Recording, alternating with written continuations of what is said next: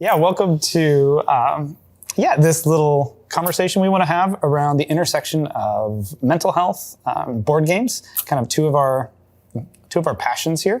And so what we want to do is actually have a conversation here where we're both playing a game, but then also talking about how it intersects with mental health and psychology and some of the concepts and things we talk about at the school. So my name is Paul Hoard. I'm an assistant professor of counseling psychology. I'm a licensed mental health counselor here in the state of Washington.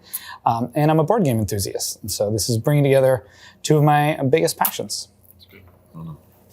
And I'm Dr. Jermaine Ma. I am an adjunct faculty here at the Seattle School.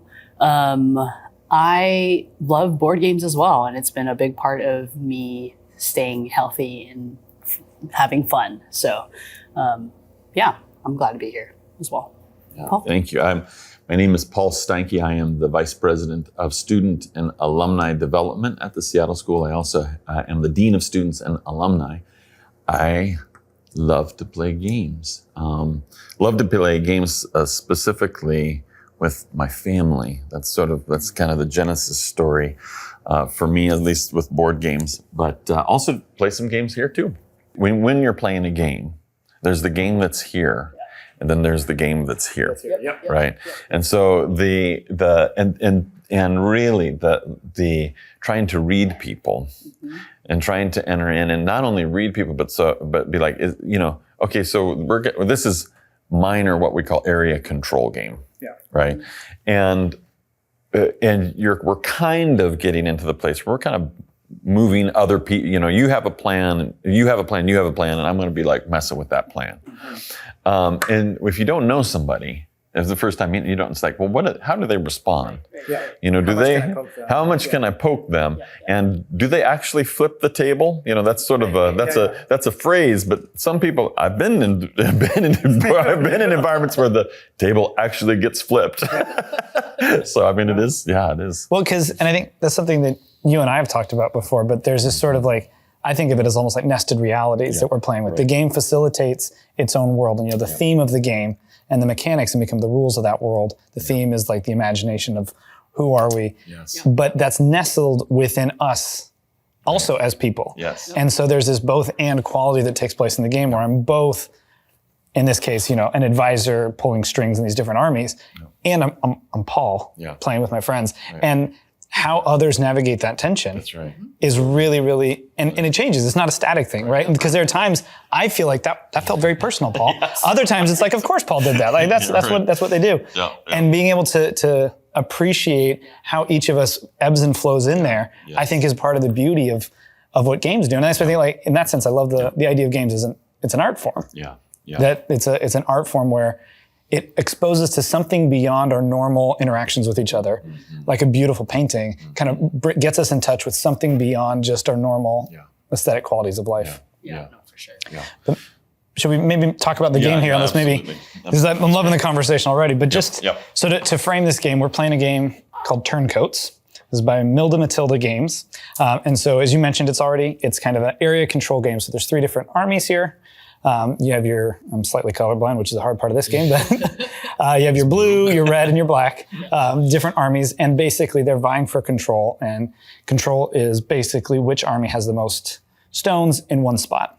And this is kind of the fun element of part of why we want to do this game, besides the fact that it's gorgeous, aren't any of those armies, but we are sort of our own little secret societies trying to bet on which army is going to win the war overall. So that's represented by these 8 stones that we're going to have, which are the same as the ones there. And on our turns, we just play stones either here or in the attack or retreat move action. I forget the official word for it, but anyway. But as we're playing it, we don't know what everybody else's intentions are. So we're both trying to have the army that we want to win here and also guess which army the other 2 of our opponents want to win, so that we can have the most stake in that color before it ends. Yeah, well, so one of the things that might be helpful then is to show the camera what we have in our hands. Without the other scene. Sure. So that if people are watching, they know some of what we might be some of our strategy or lack thereof. It'll also be a nice way to see how much you two are prone to cheating, and if you peak. I'm very prone to cheating. Which is a whole nother side of board games. How easy it is to cheat is something that's so fascinating. Okay, did you show yours? Jermaine? No, how will I? So like just hold it up. Right above there. Okay, here we go. That's what I have. Let's see. All right. Okay, and then here's what I have. Okay. And then, so Oh no! for the folks at home, here's what I have. Oops. I saw one bead. Well, you know it's one of three colors. So, Jermaine, why don't you start us off then? All right, I'm gonna start us off. And so one of the things I like to do is I like to, as we're playing a game, I like to explain what's happening. And so I might explain what's happening as we play it. That's great. I mean, it's like when I play Dominion, I like people to call out what they're doing. Yeah, exactly. Yeah, exactly. So that might be a good. Maybe even then just to set the stage for it, right? Yeah. Right now, blue, everybody's tied. If there's two different colors in one spot, they're tied. There's nothing hits the tiebreaker. So blue has 2 spots. Black, if I'm reading this correctly, has 2 spots. Yeah. Red has 2 spots. Yep. All right, but there's a lot more black and red out there than there are blue. So their presence is stronger even though they're currently tied. Right. Right. And which also means there's more blue in the bag, right? If we were to draw more, they're going to. Yeah, exactly. Or you two probably have a bunch of blue. Yes, that's right. Or I have a bunch of blue. I will also note that this is my first time ever playing this game. Is it really? Yeah. Oh, fantastic. So we have like first time game stuff going on. Right. That's good. So this will be like learn as you go, kind of figure out strategy. Great. Which is already another thing that games explain. You know, some people want to have every rule lined up exactly in the details. Exactly. And others just need, okay, what's the big picture? Yeah. And then I'll just make moves and then I'll figure it out. I'll figure it out and I'm happy to lose the first game just to understand it. Right. Well, then you have people who then when you're playing a game of people, one of the complexities of the communal element is you have people who you have both of those types. Yep. In the same, you're trying to learn the same game. Right? Yes, you're like, read me all the rules. You're like, no, I don't want to read all the rules. Yeah, that's right. Yeah. I am definitely not one to need to know all the rules. Yeah, me either. Until like there's a big question and we're like, but can we do this? Right, totally. Maybe we'll look it up. Totally. So you know what? I'm pretty much going blind at this point because I have no idea. Yeah. So, you know, I'm going to put it in the blue just because. Okay. See what we do. Right on. All right. I think the blue just wants to leave. They're like, I'm out of here. Like if black is invading, there's no reason to stick around. So here I'm putting a blue there. Now I can activate. I'm activating. So as a blue, I activate the blue and the blue. So I'm activating these 2 blues. This 1 blue and these 2 blues. Can I take either of these colors or can I? All of the ones that are on the board. No, not all the ones, but it's just in this, then you focus on one area. So can I take both of these or can I take one of these? Because there's 2 blues in here, you can take, you're giving both of them the order to attack. Okay, gotcha. And I can take both colors. Okay, great. And they go back in the bag. Yeah. All right, so now it's my turn again. So 1 round in. Blue controls 3 spots because blue is winning the tie. All right, whereas black now controls 1, 2, 3 spots, and red still only has 2 because again, black and red, no one's winning those ties yet, currently. Yeah, that's right. Not currently. Not currently. So I can go ahead and say, you know what? Let's. So while you're thinking, one of the things that when I first learned this game, it was in a group of people that I typically play games with, and one of the barriers for me of entry is with any game is sort of this sense that I'm not going to understand. So I feel a little bit silly, a little bit stupid, a little bit, and this is like, I mean, so that we're talking about regressive. Yeah, right. It takes you back to those times you felt that. Big time. And so, and I played it, and I tried to act as if I knew as much as I could what is going on without actually knowing, and I didn't win. I don't know. I can't remember who won that describes exactly how I'm playing right now because I have absolutely no idea what I'm doing. Yeah, right. So I'm going to move. Yeah, great. So now you can move any of these. I'm going to move these two into the blue. Okay. Just because, yeah. If I can pause this there, because I think part of what I love about games when we look at that intersection of mental health and board games is that like that feeling you're having right now. Yes. That like, I don't know what I'm doing. What are those two going to think of me? What's the universe going to think of me that watches us play? Like they are going to watch us. But it gets us in touch with the feeling. And I think part of what games can reveal is, well, how do you respond when that feeling comes up? What's your reaction to it? And that's where games put us in these different situations. For sure. And I think the rules of the game, right? The structure and the fact that it's just a game. Like you don't even remember who won. No. You remember you didn't, but you don't remember who won. I remember I did. Yeah. But that's almost the safety of it, is that it is just a game. Exactly. So we can feel that feeling. And instead of it being life or death and I'm going to be shamed, it's just a game. Absolutely. And the key for me there is to remember this is just a game. Yeah. Because if not, I can be like, I'll like shame myself for it, throw all the things in like, oh, you should have known better, but how was I supposed to know better? This is the first time I'm ever playing this, right? Well, and you know, and what I would want to add to that it's just the game is sometimes the game is what matters.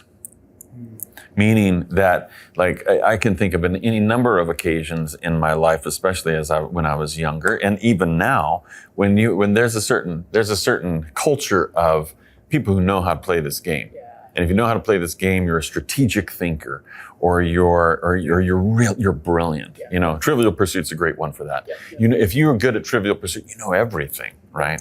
Well. It was chess for me. If you could play chess well, then you must be a genius. Yeah, and chess is one of those games where you play it, and if you're good at chess, then you typically can beat anybody else who is not as good as you are. It's rare that you don't. And so there's a sense of almost a lack of access that someone who's just new at chess has, unless the person who you're playing against is really oriented to helping you play. But there's a lot of, because of the game in the game, right? There's a lot of times when the game is the game, depending on what culture you're in, meaning that the value of the game is so high that if I want to have standing in this place, I need to be good at this. And so the shame is not just fabricated, the shame is real. And so it's like, so for me to be good at turncoats is really important. And that's where you actually do get people who, and I have never flipped it myself, but I've walked away just sort of in a shame bubble after a game because I knew that all of a sudden I don't belong in a particular kind of way, that I long for the communal connection, but I don't get the communal connection. It continues that story that you're telling about yourself. That's right. That's a beautiful way of saying that. Yeah, absolutely. And so so for me, I find myself having to be aware of those things. Right? Like, because, or else I just feel it and I react and I have no idea why I flipped the table. Right. And I walk away and be like, this game was stupid. It's dumb to play with Paul. I'm never doing this again. Right? Like, I hate them. But it's really because I hated the shame that it evoked in me more than them, you two, right? Totally. But so it requires us to be able to say, I'm aware of what's going on in my body. And I can feel all of the things and then be able to be like, okay, what is it that's being activated there? And what is it? Is it because of the story I'm telling myself? And can I just remind myself again, oh, right, this is just a game. This is a time for me to have fun. And I'm, I don't know if you guys are familiar with like strength finders. I'm like, my number one is achiever. And so it's always like, I'm going to achieve. I'm going to be the best. I'm going to be the best. I'm going to win all the time. Right. Yes. And so I have to remind myself, like, the goal is to have fun, or the goal is to just enjoy, right? As opposed to like, I'm going to win, and that informs the story I tell myself. Well, which I think, if you go back to the language I had earlier of like the nested realities, right? What you're speaking of there is how the reality of our world is actually over involved into the game, so that there isn't enough, and since it's so intertwined, winning at the game is actually winning in our world, or losing at the game, achieving at the game is achieving in this social world. And that's where there isn't, you could argue maybe there isn't a healthy distinction enough. So the game isn't safe. The game doesn't facilitate play by becoming that imaginary space. And I think similarly is when the game then invades the real life, and that's where you might be like cheating and things like that. Be willing to break rules here for the sake of this game. Absolutely. Or not break rules because you're like, I'm not a cheater, so I'm not going to. Right. Yes. And that's what I think the games themselves, right? They're not just a uniform like, oh, play games, it's good for your health. Right. Or don't play games, they're bad for your health. It's what gets evoked in the relational space, the internal space, as we enter into this together. That's exactly right. Yes. That said, the blacks are going to attack, and they're going to kill this little red piece right here. It doesn't stand a chance. Okay, so I'm reading this as Paul may have some blacks. That's how I'm reading it. So I'm going to just talk it out loud. That's what I wanted you to read. That's right. I know. Well, that's how I did read it. So that was good. That's good. Yep. Pulling the strings here. Yes. Oh my poison in front of you. I know. Surely I cannot choose. Yeah. All right. So I'm going to go here. I'm going to move this here. Actually, I think I'm going to move this here. All right. So Paul either doesn't like. Oh, I'm sorry. I meant to put this over here. Yeah, that would go there. Oh, okay. And the confusing part of this game that may be worth mentioning. So at this point, because we go here for our first tiebreaker, where red and black are concerned, black is winning. Yeah. However, where blue and black are concerned, blue is winning because they're tied here. Right. But then blue has the majority of the second tiebreaker. Right. And so that's just kind of an important distinction for those that haven't played this game before. That the confusing part of this game is the number of tiebreakers you have to follow. Yeah, right. Right, because there's black has 3 factions. Blue has 3. Nope. Black 2. has 4. 1, 2, 3, 4, 5. Sorry, 5. But why is black winning here? Because black is winning the first. That was what I was trying to say. Black's winning the first tiebreaker. Red wins the second tiebreaker, but since red hasn't done an attack yet, this tiebreaker trumps that one. Gotcha. And a great place to start playing this game is just to get the most beads in your hand as there are beads on the board. That's a great place to start. So at least that's where I started. So all right. So I think that was great. So it must be great. It must be great. I mean, going back to our previous question, if you have fun, then that is. Yeah. Well, okay. So so then I'm going to attack here. Oh, I love it. Paul likes the blues. I like the black ones. You like the reds. Maybe I like the blues. Maybe I don't. Maybe you do. Maybe you don't. I'm just saying that we're all each kind of vying for. I just put a red down. Right? I know. So you just. So I'm just gonna say this is gonna go. It's gone. Go. And what that does significantly, and this is how this game tips so quickly, right? Is that because red is now tied here, red is now winning on all the ties against. It is. Black against black, not against blue. Okay, I was like, I know. Which there used to be more, now there aren't. I Bridget, it like again. Well, totally. Well, and Still, we're just gonna move those right there. Oh.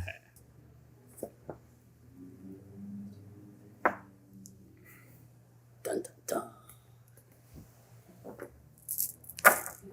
Yeah, the end of the game, and always is helpful to see when the end of the game is. So there's a time when we start recruit, or anybody can recruit now. So take a bead from the bag and swap it with the bead you already have. But you show what bead you're putting what bead you're putting back. And so you draw first, and so people don't know if you're putting back the bead that you just drew or a bead, right? But then once we all recruit, then in an order. Then the game's over. Yeah. So that's the end. You could accidentally, inadvertently trigger it if I decide to do it, and then Paul could choose whether or not he wants to end the game or not. Right. Gotcha. All right, so let's see. It's kind of speaking to is one of the things that is fun is you can do a little bit more smack talking. That's one of the things that games allow is the sort of the smack talking of giving people a hard time, which is fun. Mm-hmm. And as part of the game, and as part of I've played Paul. Haven't played you a whole bunch, Jermaine, but I really you get very active in the metagame.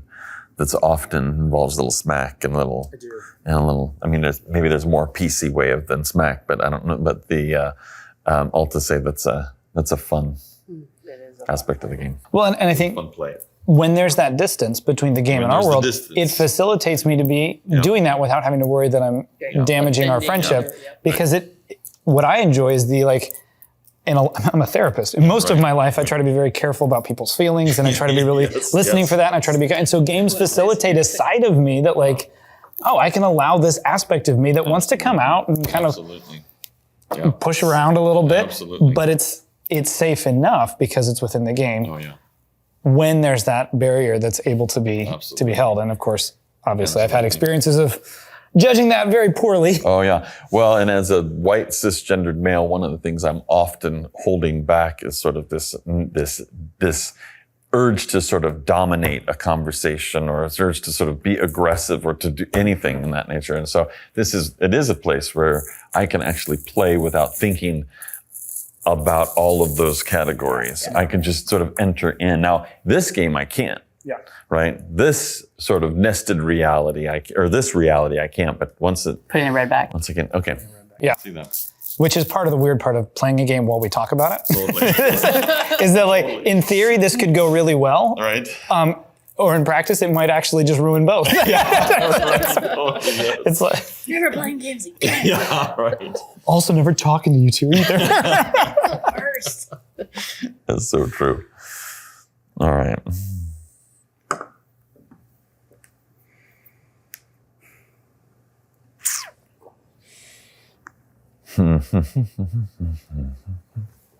One of the realities that is great about games is there's all kinds of different games, but one of the aspects of games I really enjoy are games that tell a story. Mm-hmm. And this game is probably this is abstracted enough that it doesn't really tell us. There is no. These aren't little army units or banners or... Exactly right. But there are games that do tell a story either because of the mechanics of the game, or because of the figurines, or because it's a story game. Yeah. And boy, those thin spaces, those almost function like thin spaces for me, where it's almost like I get to be transported into a different reality with a group of people.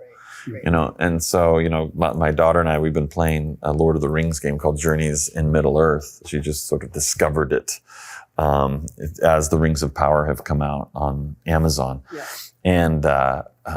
And it's been so fun to sort of get into the characters with her, mm-hmm. right? And she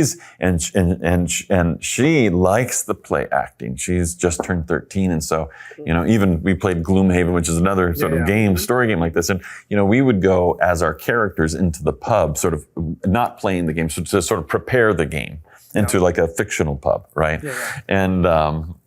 And we'd be sitting down and we'd draw up our plans. Here's what we're going to do. Here's how we're going to use our resources in the next game.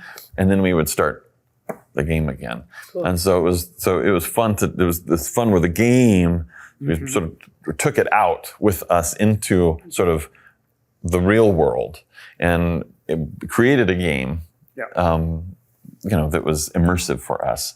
But then you're taking it from the game world back into the real world, only to then reinforce the game world again. Yes. Yeah. Exactly. So it's kind of a fun. Exactly. Back and forth. Yep. Yeah. Okay. I'm going to, okay.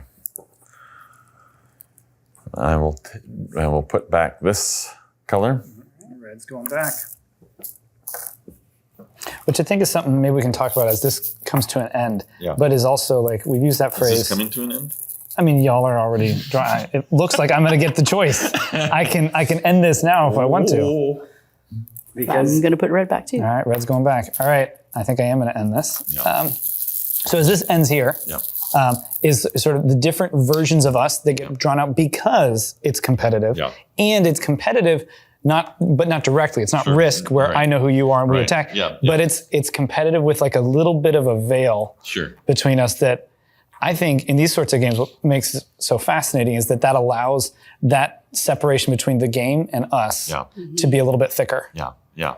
Whereas in like Risk, if you invade Australia where I've got my continent, it feels such a personal attack. Yes, It's like, I'm done. Well, it's like, that was mine. Yeah. That's me. I was identifying with that. Game, I have been in Australia. That's right. Well, and they call this is an abstract. It's an abstract area control game. So there is a sense of it's abstracted in that way. So, and some people prefer abstract because of that. Yeah. Well, and like Go is another great example of a very abstract area control. It's just the stones on there, and so it's here. They've given us a little bit of theme here of even the axes and stuff. Yeah.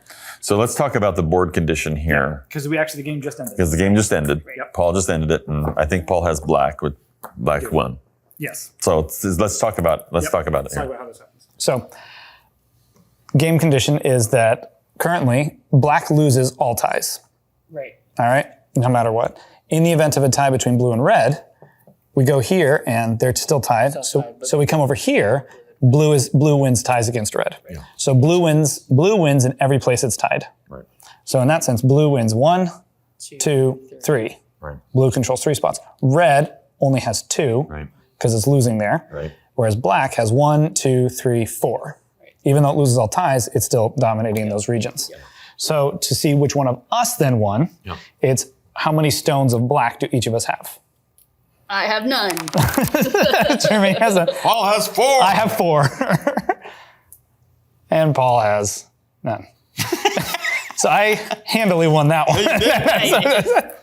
So there we go. And so one of the things that I'll tend to do when I play a new game is if someone is at the table who hasn't played a new game, I often want them to win, or at least to get to be in sort of at the towards the top of the at least close to the finish line. Yep. That's sort of a unspoken rule, at least because I love to teach games, and so I'm often the teacher of the games. Yeah, that's fun. So anyway, I came in. You came in last because. By the rules of the game, because red had the fewest. Red has the fewest. And I realized soon after I put that thing back that it probably would have been a good idea for me to have moved you to take it and move red out to ensure, because after you moved it there, I was like, oh right. So once the game ended, I'm like, oh, that's what I could have done. Yeah, yeah, right. Oh, which is a huge thing, especially the first time you play a game. And actually, one of my favorite parts is the debrief. Totally. I remember Small World had the best debriefs for me. And it was the nerdiest conversations. Like if you had listened to that, like, oh, you're marauding elves, if they hadn't showed up, like the dorkiest conversation. But it was so much fun to then spend so much, to go back into that world and be ourselves now and kind of enter into this instead of that having to have hidden knowledge about what it is. But also sort of about what you were saying, Paul, about new players enjoying the game. Is I think there's the other side of that is if I knew somebody was trying to make sure I won, I would be furious. Oh, totally. And so there's this like tension as well of like there is. When you said that, I was like, oh man, did I get a pity second place? Well, and that's some of the ways that I work this reality myself, because I want somebody to come back to a game. Again, I've been at games. Like one of my experiences with chess is just like that. It's like I still don't like chess. Because I've never taken the time to actually try and like move, because it was sort of like it's pointless. And so for good or ill, that's sort of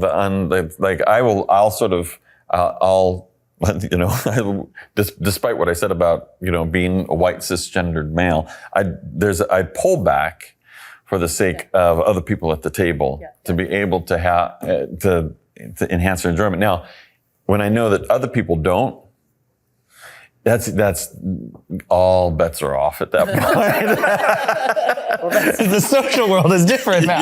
Right. It's exactly See, whereas I would say it'd be important to me that and I'm just going to point you because there's a new player. Like, it's important to me that I would want you to enjoy the game. Right.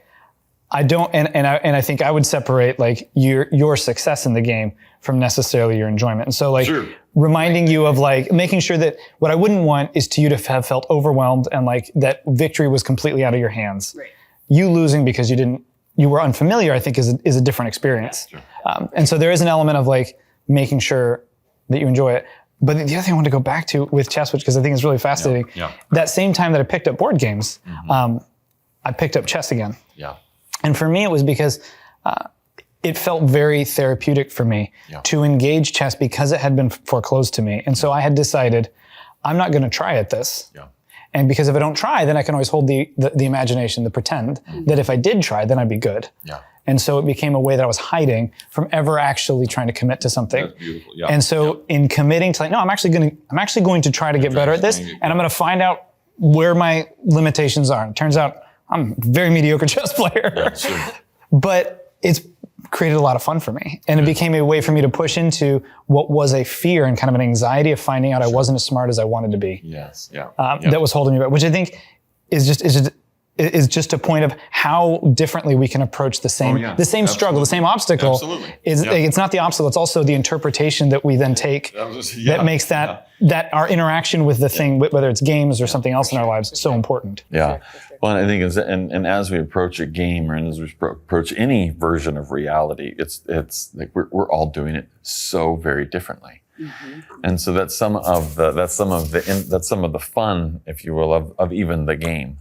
It's like there's you and I approach how we handle someone being new very differently, right? I'm intrigued by your perspective. It probably won't impact how I play, right? Yeah. Just because of how I enjoy, how I enjoy specifically with playing a game.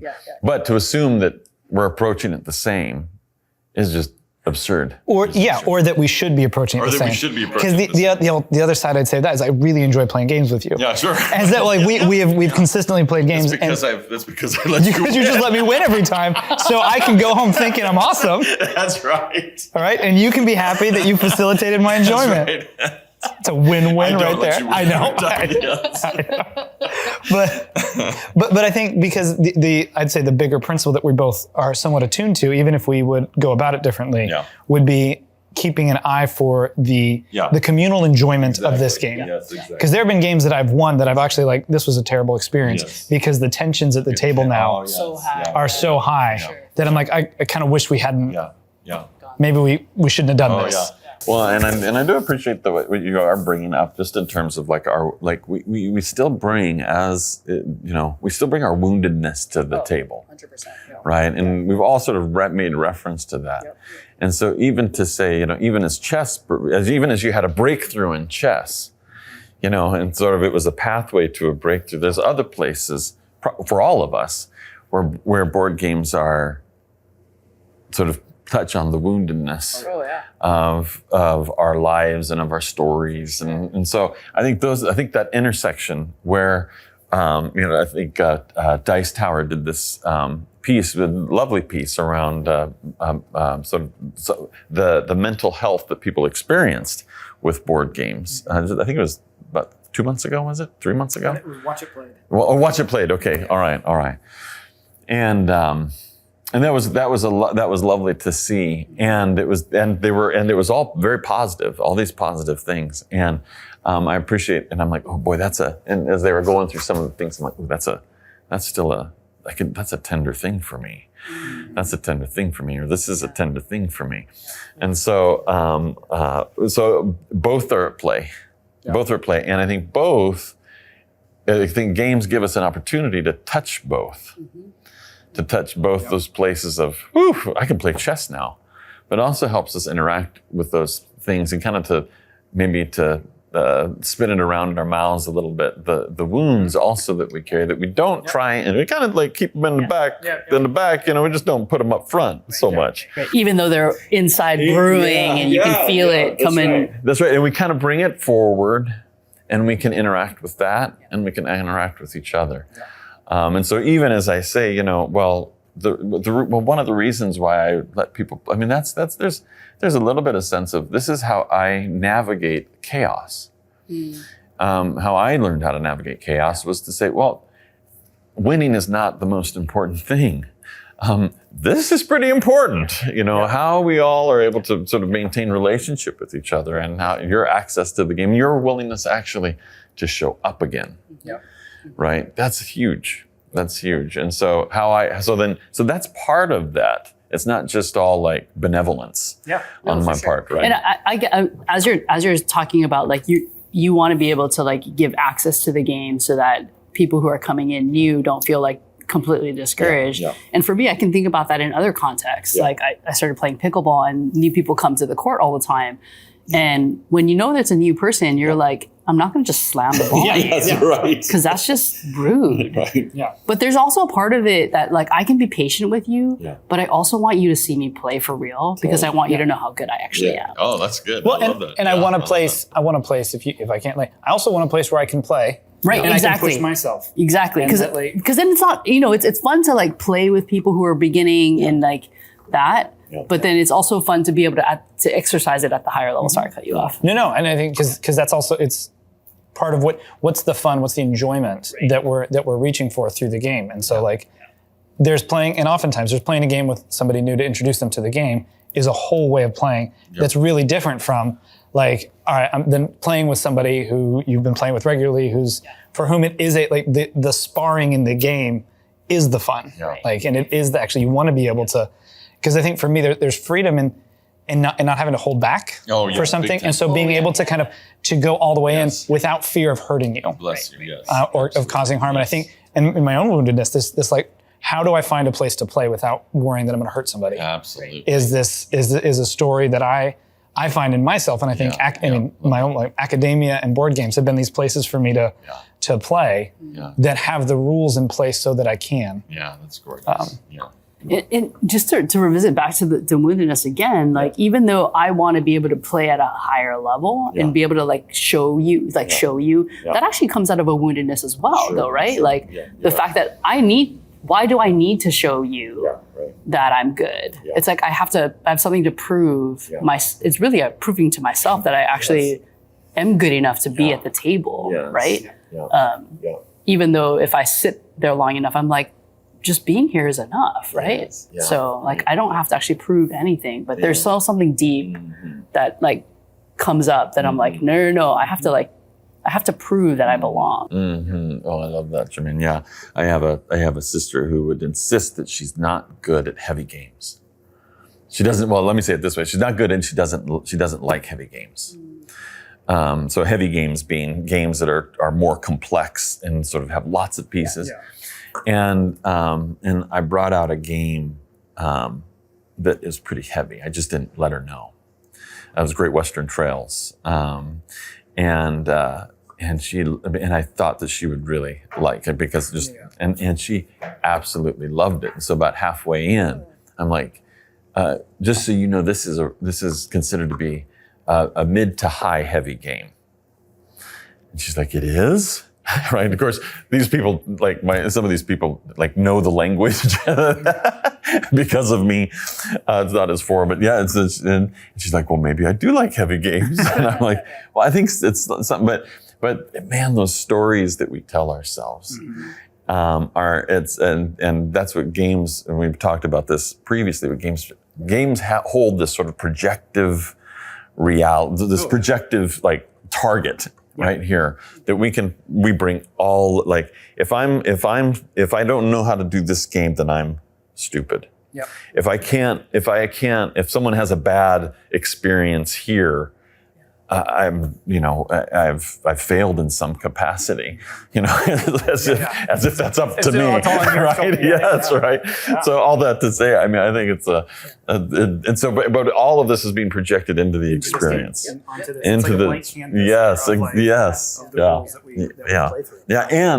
then how different games, like chess evokes that for me, but not for you. Chess is victory. Yeah, no, it's super fun. It's exhausting, but it's this wonderful, here we go, let's dive into this. Yeah, that's lovely. It is interesting to, sorry, you were about to say. Go for it. I was going to say, it is interesting to see where the boundaries of where we find enjoyment are. Right? Like they're like, if it's too challenging or too intellectual, it's like, it's too, like, I don't want to go there. Right. But if it's not challenging enough, then it's like, I don't really want to go there either. It's like So it's interesting to see the boundary, and those boundaries are different for each person, and then kind of finding people to play with, and then knowing when those are going to you kind of adjust your expectations accordingly depending on who you're playing with and the crowd and whatnot. Well, where are those boundaries for us? And I love that notion. I think it's fluid, and because one, it depends on.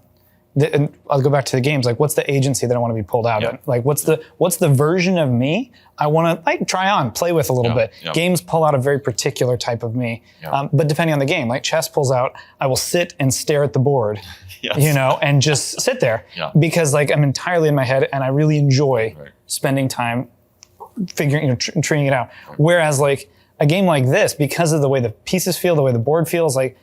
It pulls out a slightly different.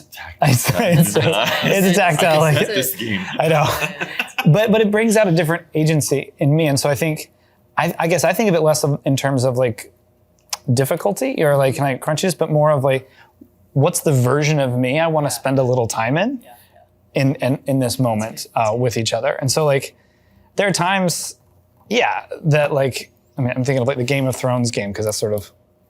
Anyway, where like or diplomacy, where it's like all about being deceptive, and there's an element of like, you can't trust anybody, but you're learning how to make these like horrible deals to try to survive. Right? I really enjoy that because I very consciously don't do that in the rest of my life. Like, this is a way of being in the world and a way of reading people I don't do in the rest of my life. The shadow doesn't get to have the opportunity to play. Yeah. But I'm not always up for that level of like of intensity. Yeah, and diplomacy. I mean, have you ever played diplomacy, Jermaine? I think I don't know if I've played it, but I've actually been in the room when it was being played. Did you play it? I don't know if I played with you guys, but I watched you guys play it. Yeah. And I was like, this is intense. Yeah. Oh yeah. The mythology about diplomacy that's barely untrue is that you destroy relationships with diplomacy because of that dynamic of here's what gets to go. Here's what actually gets to come out and play. And boy, that's like, you have to be really, if diplomacy becomes this projective thing, right? And we're bringing this to the table, boy, you have to be pretty solid that this is what we're going to betray each other. We're going to make plans to support each other and then undercut that. Yep. Which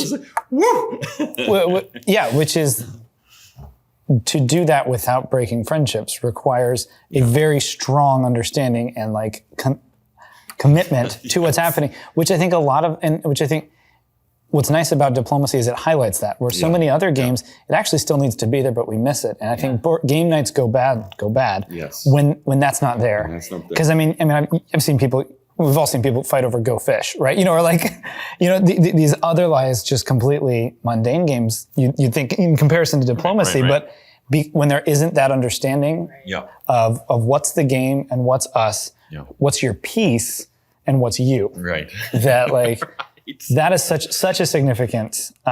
Well, now my plans, because I ate them, literally became they are you. me. Speaking of metabolizing and embodied experiences, That's exactly right. Yeah.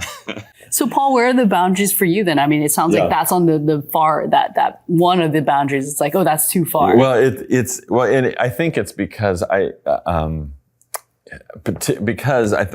I really find the joy, and it's not to say I don't find it in other places, I do, but I love playing games with my family. I love playing games with my kids, and with my wife Sarah. That's where I play a lot of the games, and so I know that first, like, I would be willing to play diplomacy again, but it would be with the select. It would be a very few people who would understand diplomacy and could sort of engage in that way.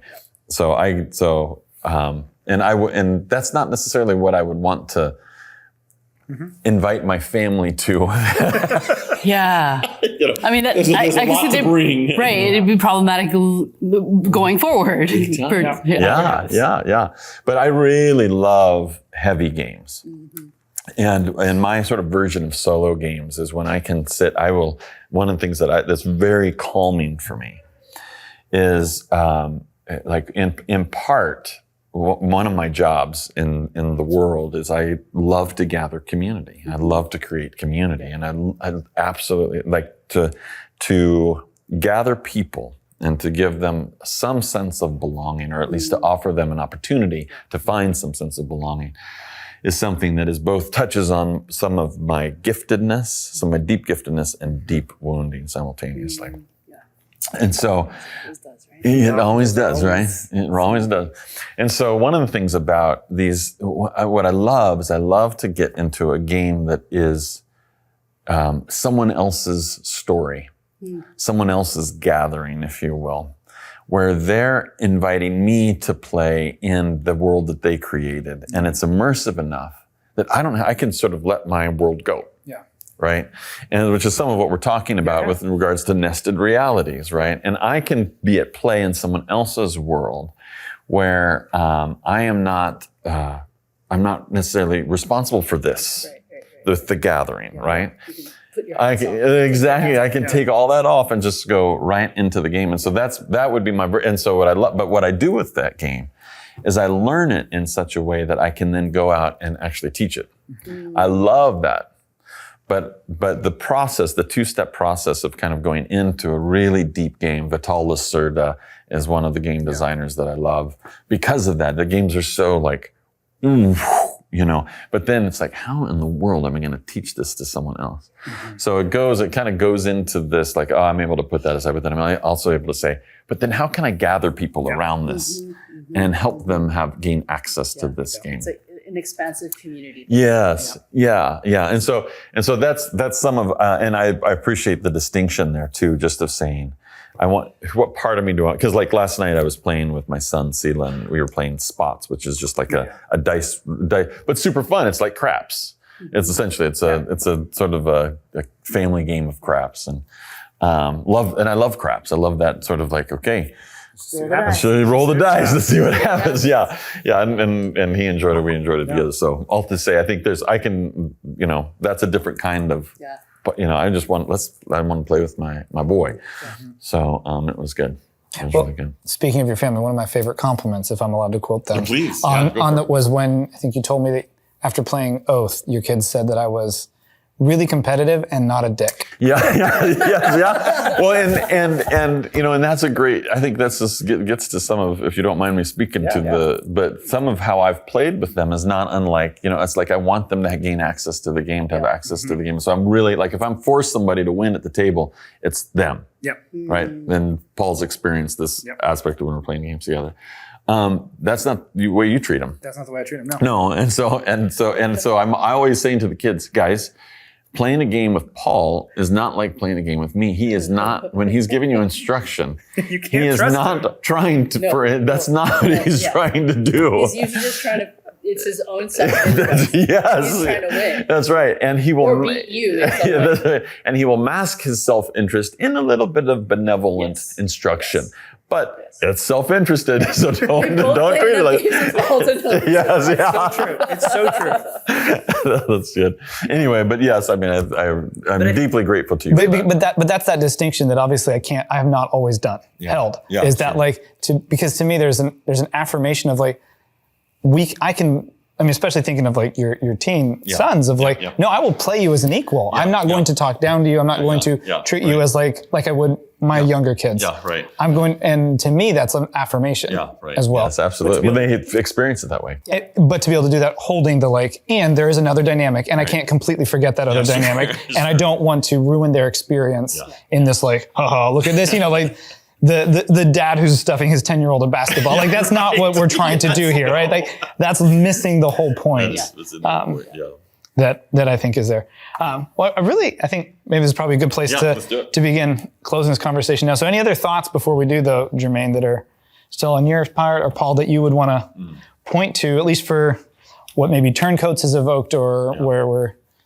I do think that it, for me, when I'm playing games, there's so much self-evaluation, and that might just be kind of comes out of who I am anyway. Like, there's a lot of going back and reviewing and like what came up for me and what's the story that I'm telling myself continually.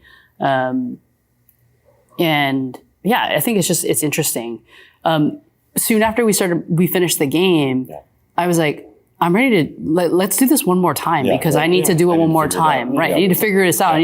But the longer we started talking, I'm like, oh, I think I'm good. Like it's just, I think it's interesting where immediately I'm like, no, we have to do this again because I want to be able to master this. I appreciate that. But yeah, the debriefing and the richness of talking about where the boundaries of things are in terms of like, I guess in my mind, I'm like the boundaries of fun. Yeah. Where are those boundaries? Right.